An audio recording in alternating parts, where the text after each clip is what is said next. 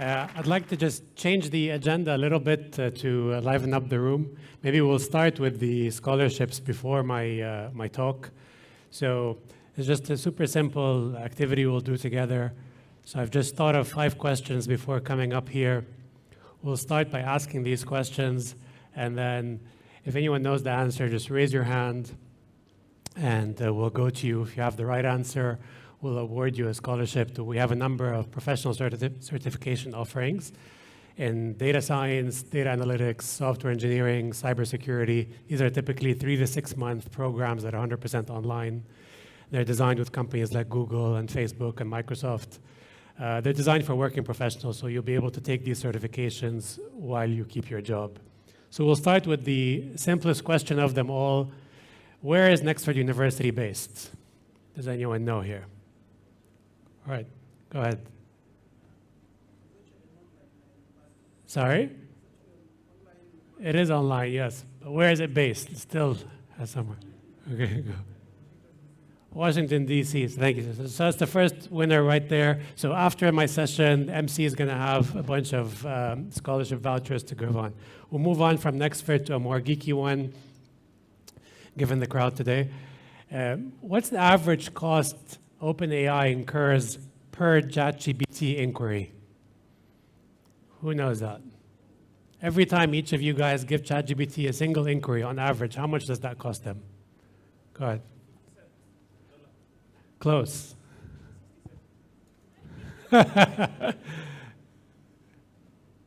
In the back there. How much? 2? No, they wish. 0.2. Yeah, 20 cents. No, close. Very close. Anyone else? I mean, it's between the two, so. All right, so we'll skip that one. It's on average 35 cents per query. So they're approaching about $1 million in cost a day just from your queries. So take it easy on them. The third question is completely unrelated, but what percentage of global emissions does Africa contribute? No guesses? 50? 20? No. Go ahead. Yes, 4%. And the reason I find this really interesting because the world's pushing this very heavy agenda on sustainability on Africa and how Africa needs to develop a greener economy. And that's great because Africa has opportunities to use solar energy, for instance, to their own benefit. But the pollution and the emissions are not coming from Africa. We need to be clear. They're coming from the US and China. So that's more of a policy discussion, but it's important to know these facts. The next is slightly less geeky. A lot of the folks earlier today spoke about outcomes related to their digital transformation projects. So what is the difference between an outcome and an output? We see this problem across employers we work with all the time. People confuse the two. Does anyone know the difference between the two? Go ahead.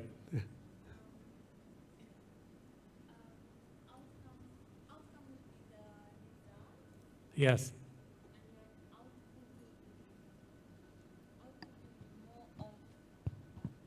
Outcome would be the results, and output would be what comes after an activity has been performed.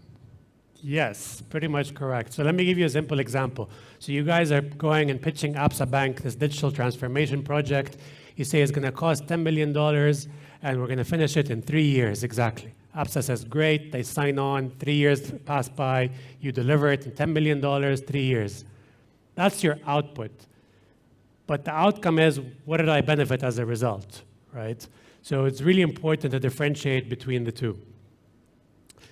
And the last one is, while technology is top of mind to employers all across the world, what is the #1 skill employers in Kenya and all across the world complain is the most difficult one to find? Who wants to guess? Go ahead. Creativity? Close. Go ahead. What is it? Talent? No, #1 skill. Any other guesses? Go ahead. Cybersecurity? No. Go ahead. Oh, okay, here in yellow, yeah. Problem solving, super close. It's top three. Go ahead. Did you ask ChatGPT now? I saw you typing. Yes, it's communication skills. It's the number one skill employers complain isn't there. All right, thanks guys. So that being said, I want to talk about this. I might be mispronouncing her name, but Keziah maybe. I came across this Kenyan called Keziah the other day online, and I read her story. So she grew up, in a poor family, taught herself to code using the internet. But she had a really interesting story before that. She lived in some rural place, and there was a drought, which Kenya has suffered from over the past few years. Her grandma's crops, died out. Starving cattle began to die, and ultimately a bunch of their neighbors committed suicide. She wanted to get out of that environment, taught herself to code online, ended up getting a bunch of freelance jobs. Later that year, she was hired by a renewable energy company. And the reason that she caught my attention is because that's really an exemplification of what digital transformation can do across the world from an economic impact perspective. So there could be thousands or millions more like her all across Africa. And that's really, I think, a big part of why we're here today and what we aim to do. So, that being said, unfortunately, no imagery it seems in today's, was going to be one of my questions earlier. If anyone can guess the internet speed at the hotel here, the answer is it's too slow to run the speed test. So, that may be one of the reasons why the visuals aren't running here. But it's obviously a core issue. Like when we talk about digital transformation, there are some fundamentals that remain missing. The good news is, education is on the rise in Africa. There's a 44%, graduated from high school in 2020. That's almost double, over a 20-year period. Infant mortality has halved since 2000. My deck today isn't really talking about technical skills because you guys all talked about that. We're a tech-enabled university, so we use technology. We don't sell technology.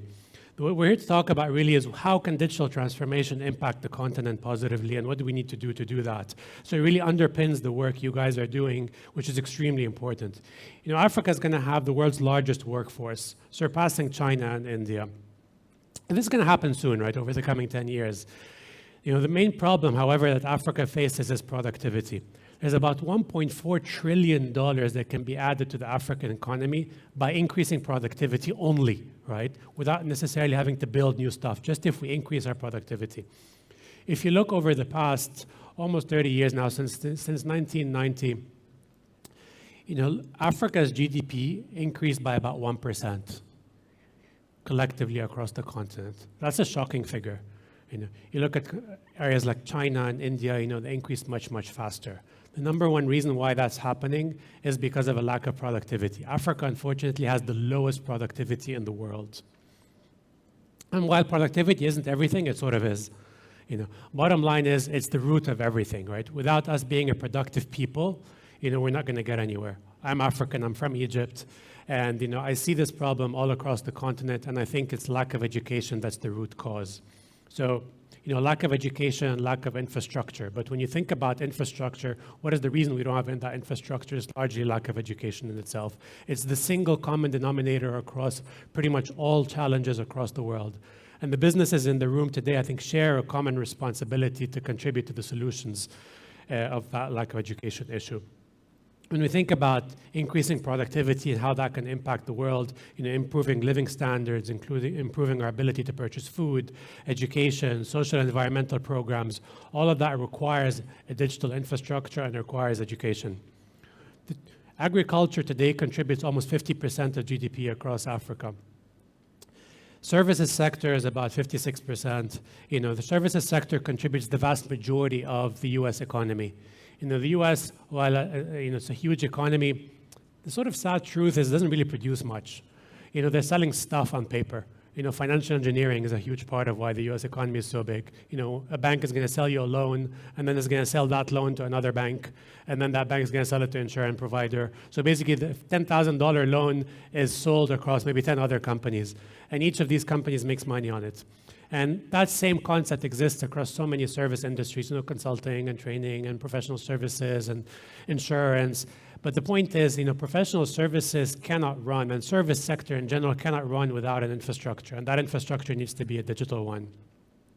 That being said, in thinking about digital transformation and thinking about communication challenges and the cultural challenges that exist, and some of the stats that we saw earlier today, such as, that the number one reason we need to be using AI is to cut costs. I actually disagree with that. Africa doesn't have a cost problem. Cost of labor is actually cheap. In many instances, it's actually still cheaper today to use humans than to use technology on the continent. But what we need to be thinking about technology is how do we use technology to increase productivity, not to cut costs. So in thinking about that, it's important to put this in context. Africa, while it's one continent, is 54 countries. It's much, much larger than what the world maps display. Many of you guys may not know this, some of you may. How many people know the facts that are on this slide? Raise your hand. One guy, two, like less than 10% of the audience today. So without going into politics, there are reasons why, the world map is completely distorted. But the reality is you could fit the US, China, India, Australia in Europe, in Africa. So that's how big Africa is. The maps were originally designed for sailors, and all the sailors cared about is how fast they can sail below Africa to get to Australia or to get to Asia. But the width of the continent is massively distorted. It's actually much, much bigger than world maps show it. The point of this, beyond it being an interesting fact, is when we think about digital transformation, one model is not going to work for the entire continent. You have so many different, whether it's languages or cultural identities or varying levels of infrastructure.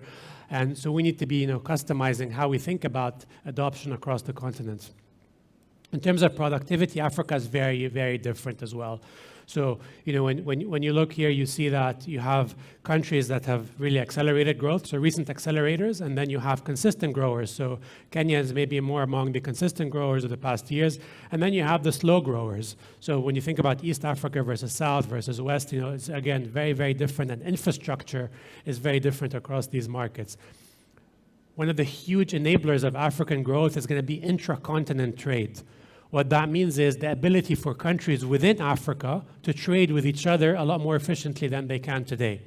Today, to send something from Kenya to Nigeria is more expensive than to send something from Kenya to Norway. It doesn't really make a lot of sense. In Nigeria itself, to send stuff from Lagos to the capital, Abuja, to send a container from there, costs about $5,000 to do that. You could send that same container to the UK at the same price. It's insane, but these are true facts. But infrastructure doesn't exist across the continent. And that infrastructure needs to be enabled by digital transformation from scratch. That's the biggest opportunity on the continent today, is not to build stuff the old way and then attempt to transform it. So when we think about digital transformation, it's actually sort of a misnomer, because in many instances, stuff doesn't exist. So it's going to go from nothing to digital. And that's a huge opportunity for the continent. Europe and the US sort of had to go from, say, copper to, dial-up to broadband to satellite. And we see that even here in Kenya, like M-Pesa is a fantastic example. So people aren't going to move from traditional banking to online banking. They're going to go directly to digital. We talked about this earlier. The two main reasons that are causing low productivity is low digital adoption and a lack of education. Limited internet access really can't be understated. Like, I love how we're talking about AI, and it's important, but it's sort of irrelevant without internet, right? What's the point, really? So, whether it's AI or even cybersecurity and so forth, we need to solve electricity, so power. You still have countries where over 50% of the population doesn't have consistent power, and we need to solve internet. Without solving these two issues, everything else is a no-go.